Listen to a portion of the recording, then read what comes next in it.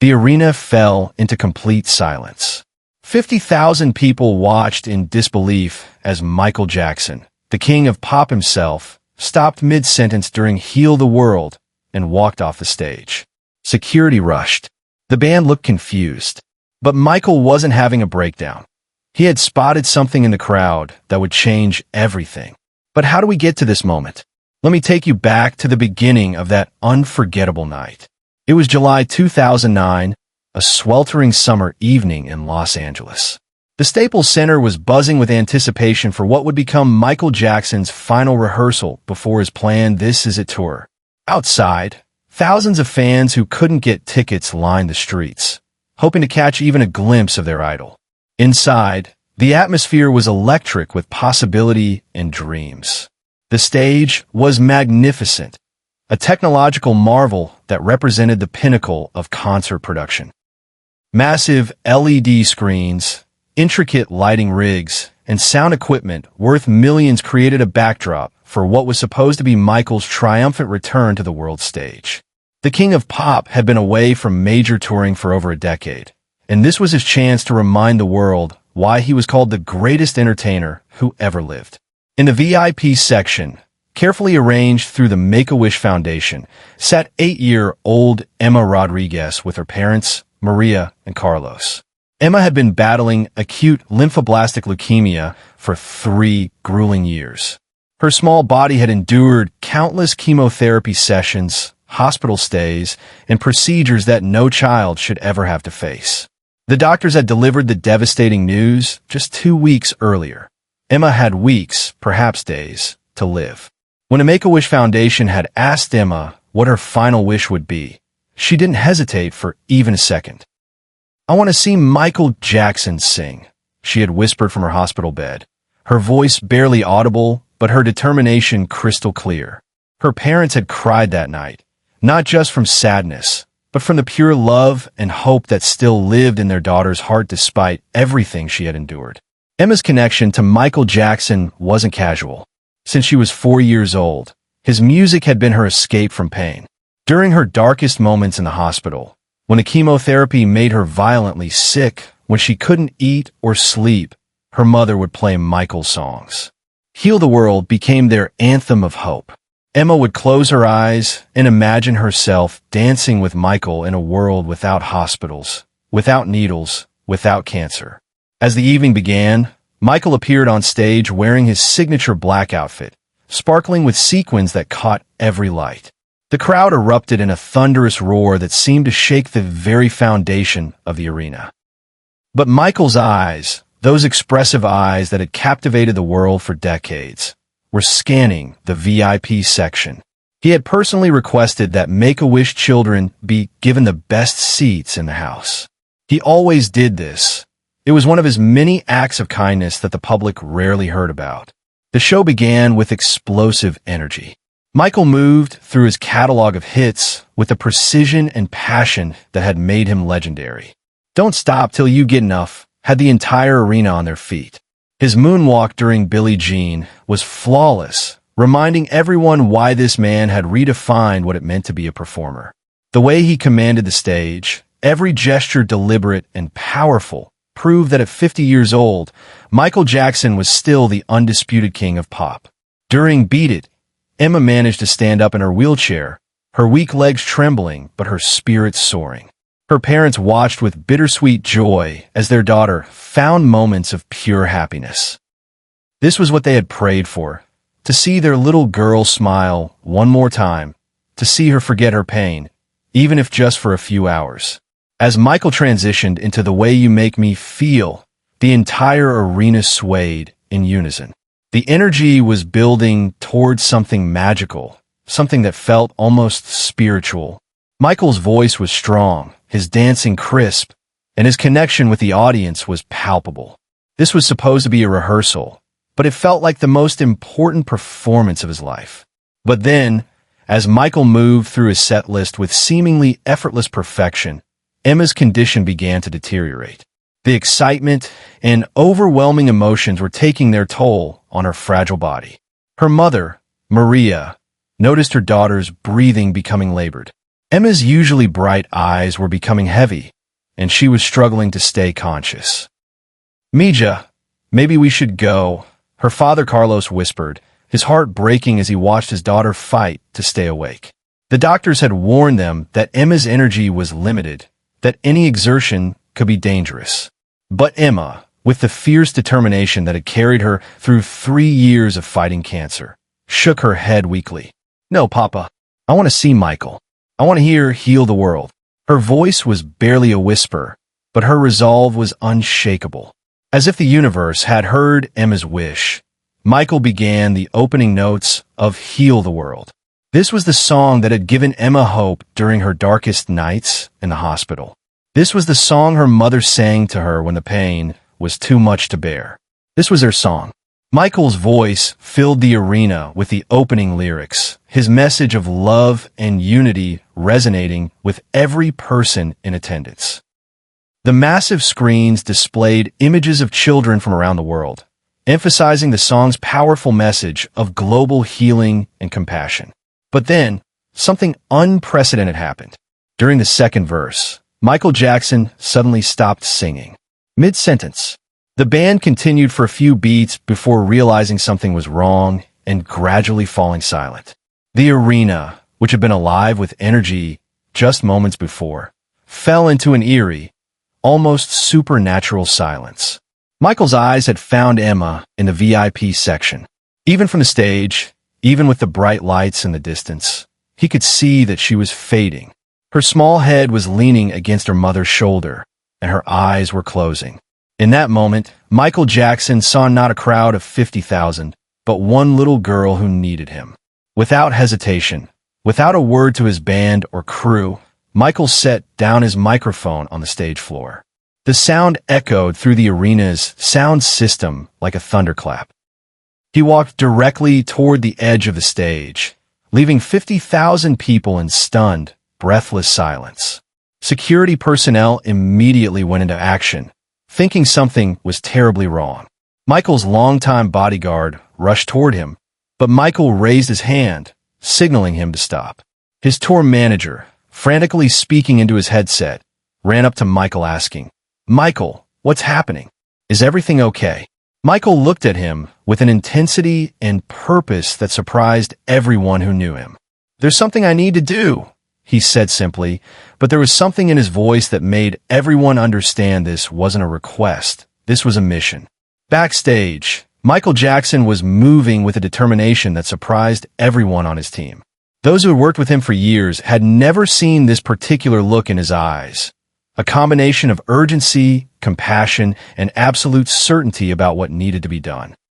He went directly to his dressing room and grabbed something from his personal collection.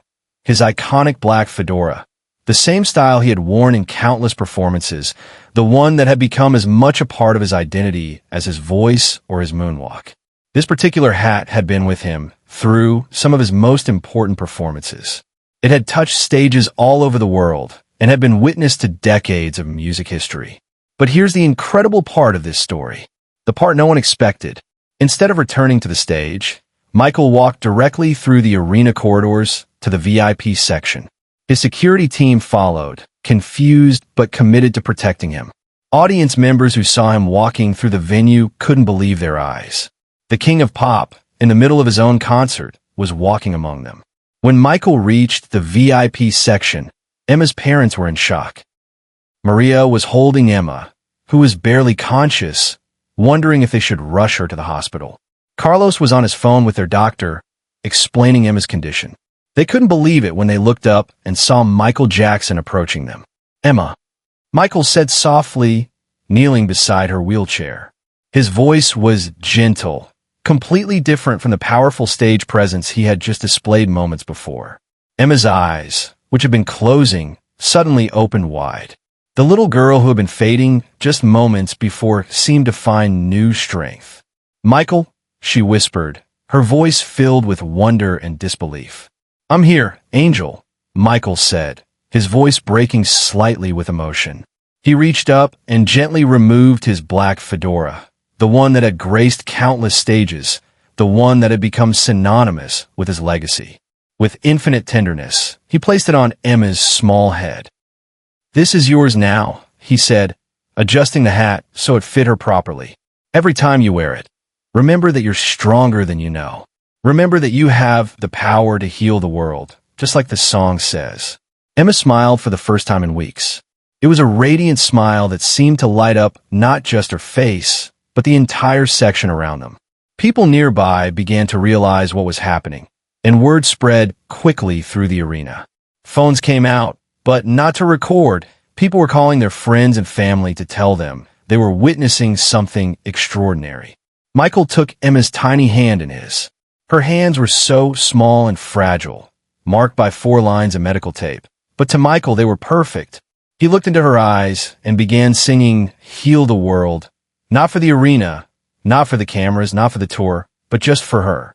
His voice, without amplification, without the elaborate stage production, was pure and beautiful.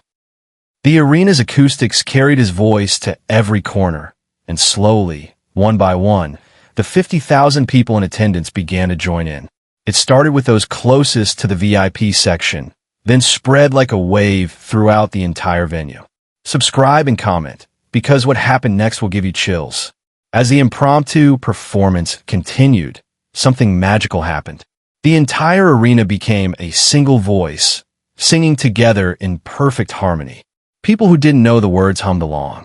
Those who couldn't carry a tune sang anyway. It didn't matter. What mattered was that 50,000 people had become united in this moment of pure human connection. Emma, despite her weakness, began singing along too. Her voice was barely audible, but Michael heard every word. He squeezed her hand gently, encouraging her to continue. In that moment, she wasn't a cancer patient. She wasn't dying. She was just a little girl singing with her hero. As the song neared its end, the arena remained in perfect harmony. Michael's eyes never left Emma's face. He could see the joy radiating from her. It filled his heart in a way that no standing ovation, no platinum record, no award ever could. When the song ended, the arena remained silent for several heartbeats. Then Emma looked up at Michael with eyes that seemed far too wise for her 8 years and asked, "Will you remember me?" Michael's eyes filled with tears. This little girl, facing death with such courage and grace, was worried about being remembered. He leaned closer to her and whispered, but loud enough for her parents to hear, "Emma, the world will remember you. You've just helped 50,000 people understand what it really means to heal the world." He gave her a gentle kiss on the forehead, the kind of kiss a loving father gives his daughter. He then turned to Emma's parents, Maria and Carlos, who were crying openly. "I want to stay in touch," he told them. "Emma is very special, and I want her to know she's not alone in this fight." Michael spent another 20 minutes with Emma and her family. He signed autographs for other Make-A-Wish children in the section, took photos, and made sure each child felt seen and valued. But his attention kept returning to Emma, who was still wearing his fedora and beaming with happiness. When Michael finally returned to the stage, the audience gave him a standing ovation that lasted for nearly 10 minutes. But he raised his hand for silence and said simply, "Tonight, we learned that healing the world isn't just a song. It's a responsibility we all share." The rest of the concert was different somehow. Every song carried more weight, more meaning. Michael's performance was infused with the energy and emotion of what had just happened. The audience sang louder, danced harder, and felt more connected not just to Michael, but to each other. After the show, Michael made sure Emma and her family had his personal phone number. He arranged for them to have the best medical care available and promised that he would visit Emma in the hospital before his tour began. 3 days later, Emma Rodriguez passed away peacefully in her sleep, wearing Michael's fedora. But this story doesn't end with loss. It begins with legacy. Michael Jackson was so profoundly moved by Emma that it changed the entire direction of his planned comeback. He dedicated his entire This Is a Tour to children battling terminal illnesses. He established the Emma's Light Foundation with the mission of bringing music therapy to children's hospitals worldwide. The foundation's first initiative was to ensure that Michael's black fedora, the one he had given to Emma, would tour children's hospitals around the world after his own passing. Michael had made this decision within hours of Emma's death, recognizing that the hat had become something far more powerful than a costume piece. It had become a symbol of hope. Michael also changed his will to include provisions for the foundation. He wanted to ensure that Emma's memory would live on through acts of kindness and healing for generations to come. Share this story and subscribe. Make Emma's memory unforgettable. When Michael Jackson passed away in June 2009, just weeks after that final rehearsal, the Emma's Life Foundation became one of his most important legacies. The foundation has since visited over 500 children's hospitals in 40 countries. Emma's fedora, preserved in a climate-controlled case, travels with the foundation's representatives. Today, that fedora sits in the Children's Hospital Los Angeles during its regular rotation. Young patients can see it, and in special cases, they're allowed to hold it. Each child who touches it receives a card that tells Emma's story and reminds them that even in their darkest moments, they are not alone. The foundation has also created the Emma Rodriguez Music Therapy Wing in several children's hospitals, where young patients receive professional music therapy as part of their treatment. Studies have shown that children in these programs show improved recovery rates, better pain management, and enhanced quality of life during treatment. Michael Jackson's final act of kindness became a beacon of hope that continues to heal the world, one child at a time. The foundation has helped over 100,000 children and their families, providing not just medical support, but emotional healing through the power of music. But perhaps the most beautiful part of Emma's legacy is how it changed the way people think about compassion. Videos of that night at the Staples Center, taken by audience members on their phones, have been viewed millions of times worldwide. They've inspired countless acts of kindness, from small gestures to major charitable initiatives. Michael Jackson didn't just perform that night. He showed us what it truly means to heal the world, not through grand gestures or elaborate productions, but through the simple act of seeing someone who needed love and giving everything you have to offer. Emma's story reminds us that sometimes the most powerful performances happen when the music stops and the humanity begins. It reminds us that we all have the power to make a difference in someone's life, whether we're the king of pop or just someone willing to show kindness to another human being. In a world that often feels divided and troubled, Emma Rodriguez and Michael Jackson's story stands as a testament to the healing power of compassion, music, and love. It proves that sometimes the most important audience is an audience of one, and the most meaningful performance is the one that comes straight from the heart. The Black Fedora continues its journey, carrying Emma's light to children around the world, ensuring that her memory and Michael's final lesson about what it means to truly heal the world will never be forgotten.